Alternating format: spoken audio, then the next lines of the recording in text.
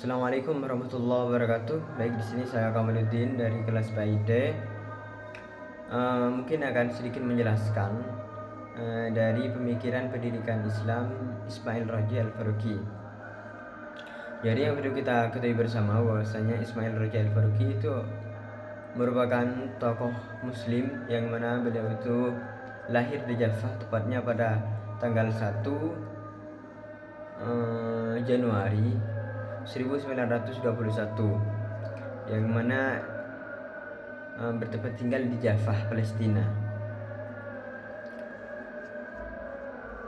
Untuk pendidikan dasarnya itu beliau menjelaskan di De Vrij di Prancis. Setelah menyelesaikan pendidikan dasarnya, ketika sudah ingin menempuh pada jenjang yang lebih tinggi ke universitas, beliau itu belajar ke Universitas Amerika di Beirut. Setelah selesai, beliau itu kembali lagi ke tanah airnya, yaitu Palestina. Setelah kembali ke Palestina, beliau itu diangkat menjadi suatu pemimpin atau kita sebut dengan gubernur di salah satu provinsi di Palestina. Nah, akan tetapi hal itu tidak berselang lama dikarenakan 4 tahun setelah itu Israel itu merebut wilayah tersebut. Dan beliau juga dikenal dengan seorang penulis terkenal dikarenakan banyak karya-karya yang sudah beliau tulis.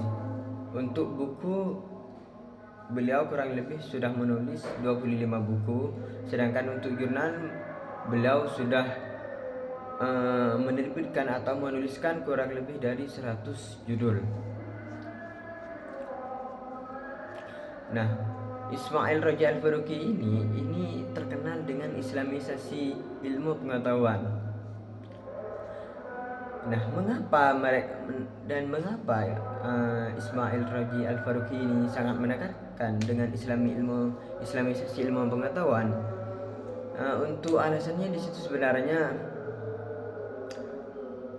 tidak jauh berbeda, dikarenakan semua ilmu ini adalah milik Allah. Jadi tidak ada perbedaan antara ilmu agama dengan ilmu dunia. Makanya islamisasi ilmu ini direncanakan dikarenakan pada zaman ini itu sering dibedakan atau sering dikotomi, sering dipisah antara ilmu dunia dengan ilmu agama. Padahal dari kedua ilmu ini dapat berjalan seiringan agar kehidupan kita dalam bermasyarakat, dalam beragama, dalam berkomunikasi dengan Tuhan kita itu tidak ada kesalahpahaman.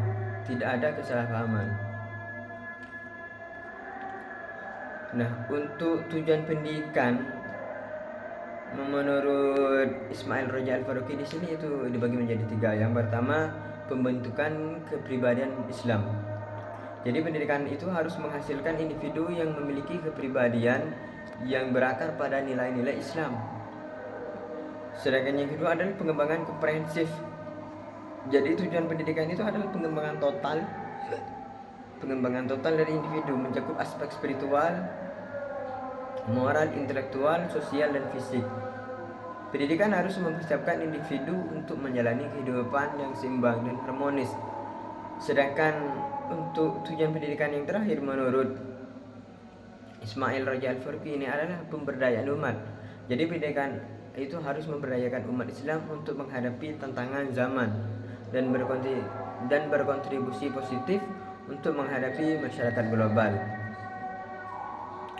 Nah, yang mana dengan demikian, dengan mengimplementasikan pemikiran Ismail Raji Al-Faruqi ini dalam sistem pendidikan, itu diharapkan dapat menghasilkan individu yang tidak hanya berpengetahuan luas tetapi juga memiliki kepribadian yang kuat, berakhlak mulia, dan siap berkontribusi positif bagi masyarakat dan dunia.